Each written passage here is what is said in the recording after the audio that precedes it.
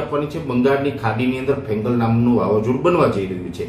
જો કે અત્યારે બંગાળની ખાડીની અંદર અને એમાં પણ ખૂબ દક્ષિણ તરફ એટલે કે તમિલનાડુથી પૂર્વ અને શ્રીલંકાથી ઉત્તર પૂર્વ દિશાની અંદર એક મજબૂત વેલમાર્ક લો પ્રેશર સર્જાયેલું છે। આ વેલમાર્ક લો પ્રેશર છે એને યોગ્ય હવામાન મળવાને કારણે આ બધું મજબૂત બનવાનું છે। આ વધારે મજબૂત બની અને આવનારા 4 થી 5 દિવસની અંદર સૌપ્રથમ ડિપ્રેશન, ત્યારબાદ ડીપ ડિપ્રેશન અને ડીપ ડિપ્રેશન બાદ આ સાયક્લોનનું સ્વરૂપ લે તેવી શક્યતાઓ છે। એટલે આ સાયક્લોનનું સ્વરૂપ છે એ લેશે એટલે બંગાળની ખાડીની અંદર એક વાવાઝોડું બનશે અને જો એ વાવાઝોડું બની જાય, અત્યારે જોવા જઈએ તો લગભગ 90% ઉપરના ચાન્સ છે કે એ સિસ્ટમ છે એ વાવાઝોડું બનશે અને એ વાવાઝોડું બનશે તો એ વાવાઝોડાને સાઉદી અરેબિયા તરફથી નામ આપવામાં આવશે અને આ વાવાઝોડાનું નામ હશે ફેંગલ।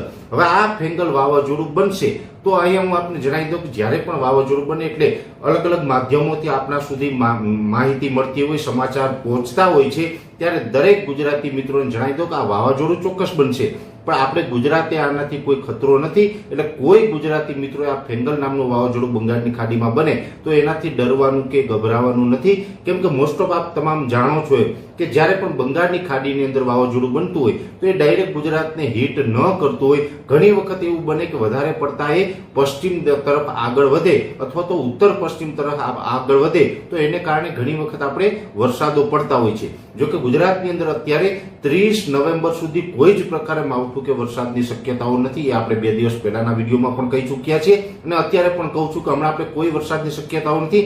આ વાવાઝોડું બનશે એનાથી ગુજરાતને કોઈ ખતરો નથી તો આ વાવાઝોડું ડાયરેક્ટ ગુજરાત સુધી પહોંચવાનું કે નથી આ વાવાઝોડાને કારણે ગુજરાતમાં વરસાદ થવાનો। એટલે આ વાવાઝોડું ફેંગલ નામનું વાવાઝોડું છે એ બનશે, એ બંગાળની ખાડીની અંદર હશે એટલે આપણે ભારતથી પૂર્વ દિશાના જે વિસ્તારો છે, રાજ્યો છે એના ઉપર આની અસર થાય તેવી શક્યતાઓ માનીને ચાલવાનું છે। જો કોઈ વાવાઝોડું છે એ જનરલી રીતે અરબ સાગરમાં બનતું હોય તો ચોક્કસથી ગુજરાતે ચેતીને રહેવું જોઈએ, પણ અરબ સાગરની અંદર અત્યારે કોઈ વાવાઝોડું બને તેવી શક્યતાઓ નથી એટલે એનાથી કોઈ આપણે